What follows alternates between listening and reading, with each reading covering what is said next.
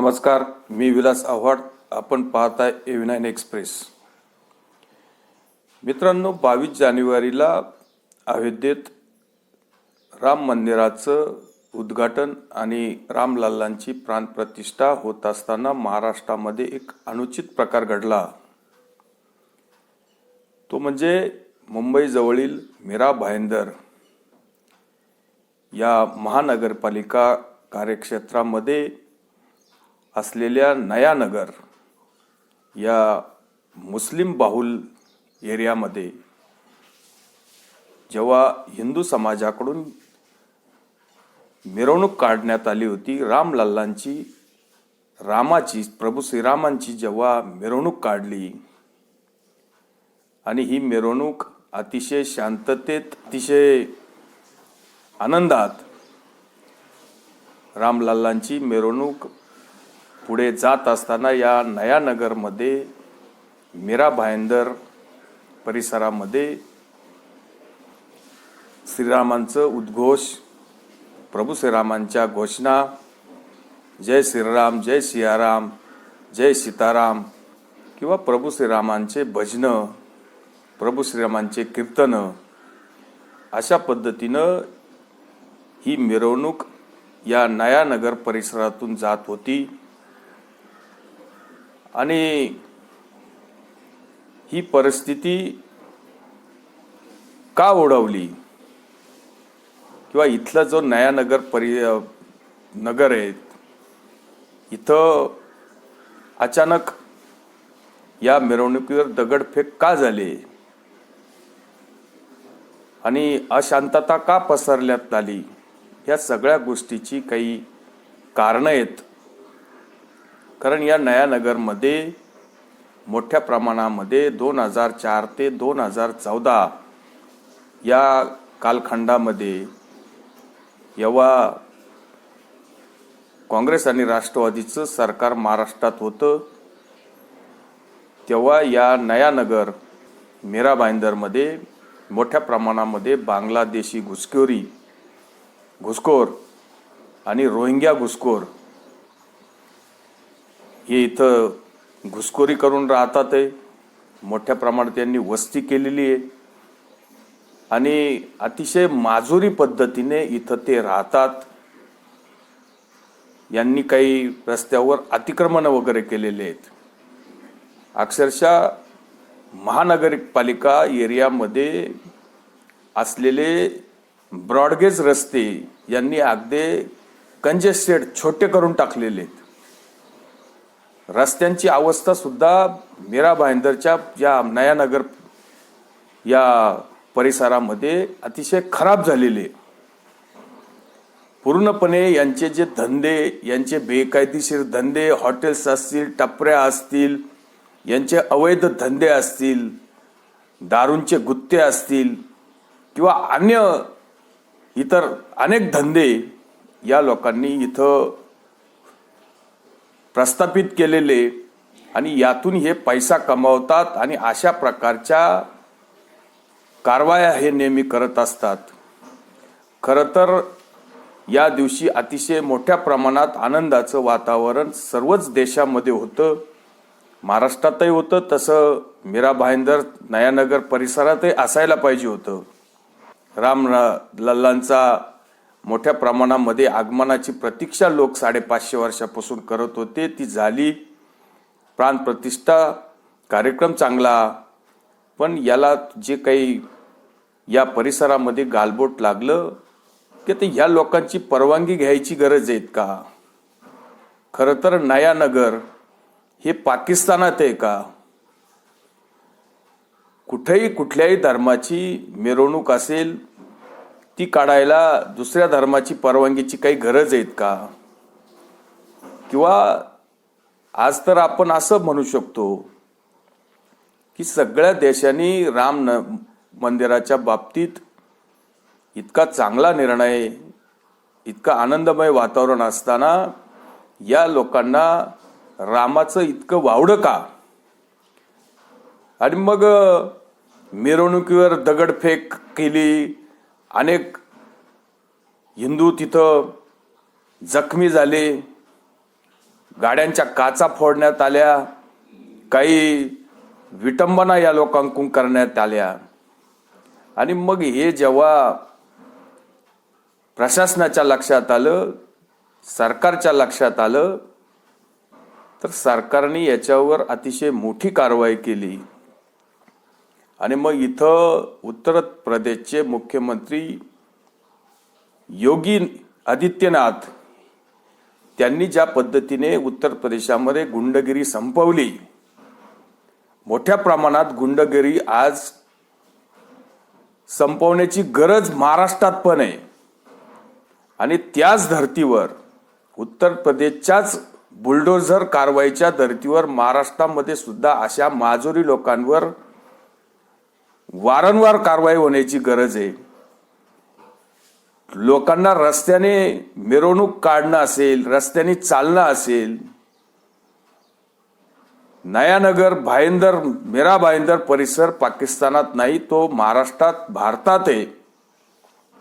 आणि इथं कुणी कोणाला विचारण्याची गरज काय? तेव्हा प्रशासनाने सुद्धा याच्यावर तात्काळ कारवाई कायमस्वरूपी केली पाहिजे. यांचे धंदे जरी समजा फडणवीसांनी ही कारवाई केली, इथले धंदे हटवले, या लोकांचे जे काही बेकायदेशीर अनधिकृत जे बांधकामं होते, टपऱ्या टुपऱ्या काय असतील त्या काढल्या, फेकल्या, तोडावल्या, पण ह्या टपऱ्या परत 4 महिने सुद्धा उभ्या राहू शकतात. यांच्यावर वारंवार कारवाई केली पाहिजे. यांच्या आर्थिक नाड्या अक्षरशः तोडल्या पाहिजे. तेव्हा हे लोक ध्यानावर येतील. नाहीतर हे कायम अशाच पद्धतीचे यांचं जेव्हा आर्थिक परिस्थिती सुधरेल तेव्हा हे लोक माजुरीपणा केल्याशिवाय राहत नाही. कारण हे लोक भारतातले मुसलमान नाही आहेत. भारतातले मुसलमान अशा पद्धतीचा उद्योग करत नाही. आणि मग विनाकारण या बाहेरून आलेले जे काही रोहिंग्याचे, काही पाकिस्तानचे घुसखोरे, यांच्यावर सुद्धा सक्त कारवाई पोलीस प्रशासनाने किंवा महानगरपालिकेने केली पाहिजे. आता याच्यामध्ये काही लोकांना अटक पण झाली, जवळजवळ 18-20 लोकांना अटक झाली. त्यांच्यावर काय कारवाई व्हायची ती होईल. पण आता लोकतंत्र खतरे में, संविधान कसं पायाखाली तुडवलं जातं, मग या लोकांवर अन्याय कसा झाला, याच्यासाठी गळे काढणारे सुद्धा आपल्याकडे भरपूर पुरोगामी, लिब्रांडू आणि संविधान बचाव म्हणणारे, निर्भय बनो म्हणणारे अनेक गांडू लोक आपण या देशामध्ये, महाराष्ट्रामध्ये आपण पाहिलेले. आणि हे हरामखोर लोक जेव्हा त्या राम मंदिराच्या प्राण प्रतिष्ठा तिकडे चालू असताना इथं जेव्हा मीरा भाईंदरमध्ये ही रामाची मिरवणूक चालू होती, त्यावेळेस जेव्हा हिंदूंवर या माजुरी लोकांनी जेव्हा दगडफेक केली, त्यांच्या सगळ्या रथाची नासधूस केली, गाड्यांच्या तोडफोड केल्या, काही लोक जखमी झाले, तेव्हा हे तिथं बघायला आले नाही की ह्या लोकांनी अशा पद्धतीने मिरवणुकीवर हल्ला का केला, किंवा साधं ह्या लिब्रांडूंनी त्यांची चौकशी तर सुद्धा केली नाही, किंवा एखादं साधं ट्विट सुद्धा केलं नाही की इथं आता लोकशाही खतरे में म्हणून.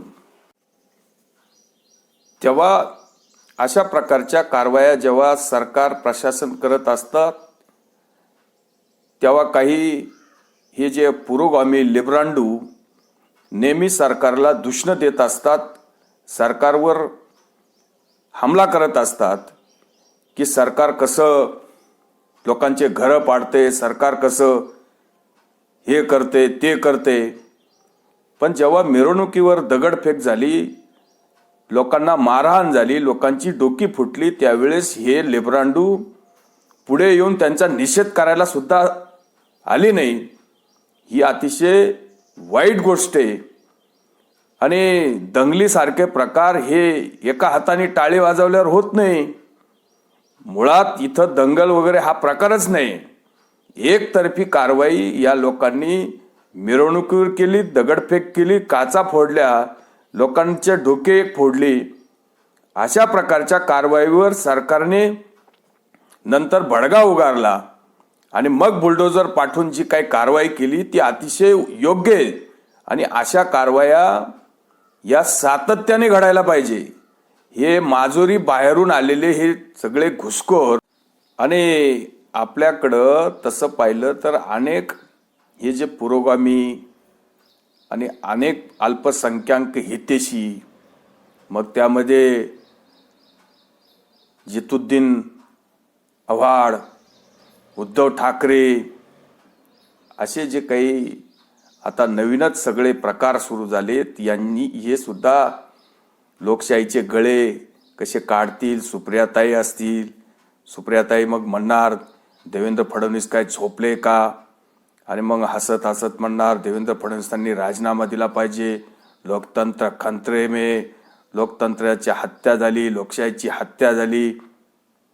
मग जितेंद्र आव्हाडांनी काहीतरी रामाबद्दलच बोलायचं, शिव्या शापच द्यायचे.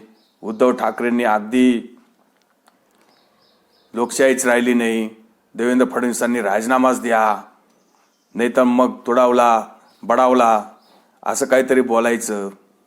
आता उद्धव ठाकरे म्हणतील की हे मग रोहिंग्या बांगलादेशी घुसखोर कसे आले, काय आले, मग ते परत केंद्र सरकारला दूषण देणार, फडणवीसांना शिव्या घालणार.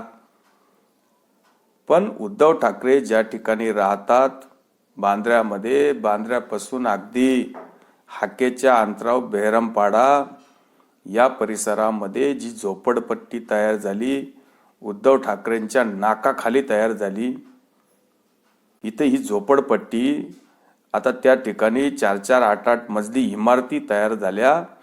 ह्या कशा तयार झाल्या? तेव्हा उद्धव ठाकरे झोपले होते का, असा प्रश्न पण विचारला जाऊ शकतो.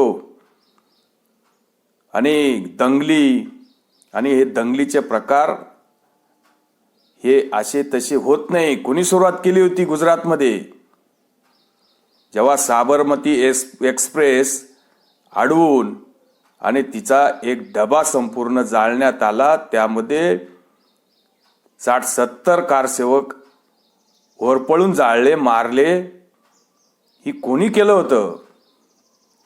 त्याच्यामुळं मुळात हिंदू समाज किंवा हे हिंदू धर्म हा अतिशय शांत, कधी कोणावर हात उगारणार नाही.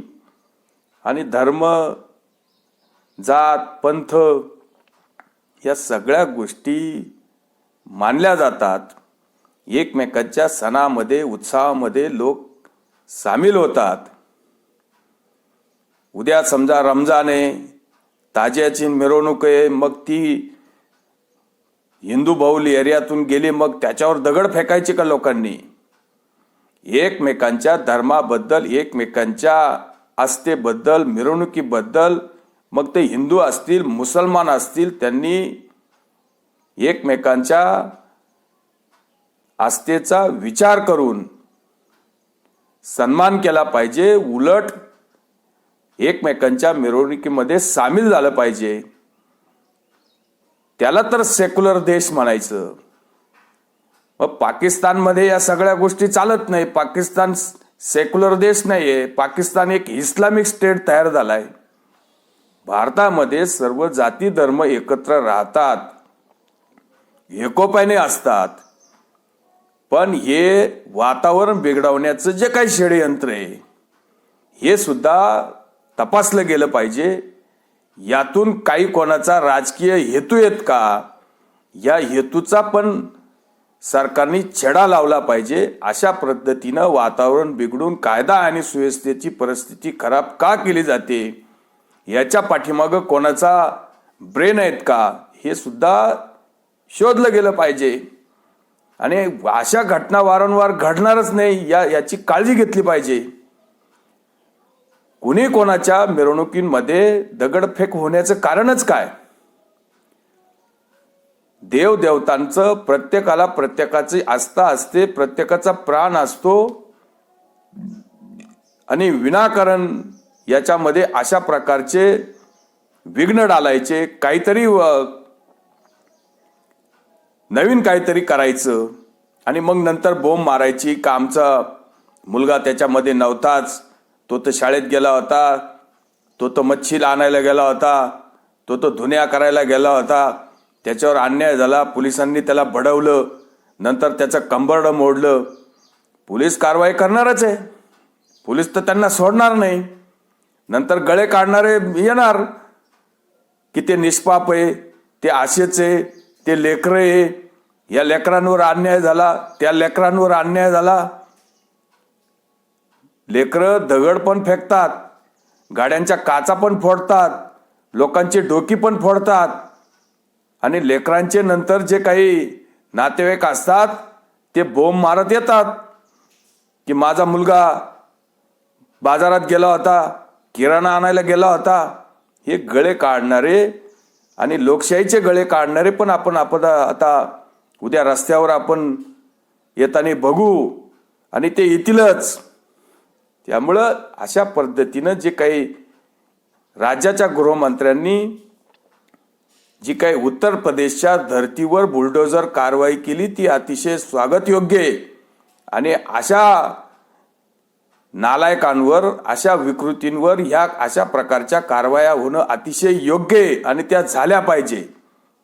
त्यामुळं उखाड दिया आणि यातला जो काही फरक आहे, संजय राऊतांना पण हेडिंग तर करता आली असती, त्यांनी ती हेडिंग करायला पाहिजे होती की उखाड दिया याला काय म्हणतात, कसं म्हणतात. नाहीतर मग आपण कंगना राणावतचं घर पाडलं तेव्हा जी हेडिंग केली होती उखाड दिया. खरं तर फडणवीसांनी केलेल्या कारवाईला सुद्धा त्यांनी सामनामध्ये हेडिंग द्यायला पाहिजे होती उखाड दिया, पण ते तसं करणार नाही. आणि कुणीही अशा पद्धतीने कुणाचे बी, हिंदूंची मिरवणूक असो नाही तर मुसलमानांची मिरवणूक असो, एकमेकांचा सन्मान केला गेला पाहिजे. आपण लोकांना आवाहन करू का कुठेही अशा प्रकारच्या घटना घडूच नाही याच्यासाठी प्रयत्न केले पाहिजे. तुर्तच थांबतो. व्हिडिओ आवडला असेल तर लाईक करा, शेअर करा. धन्यवाद.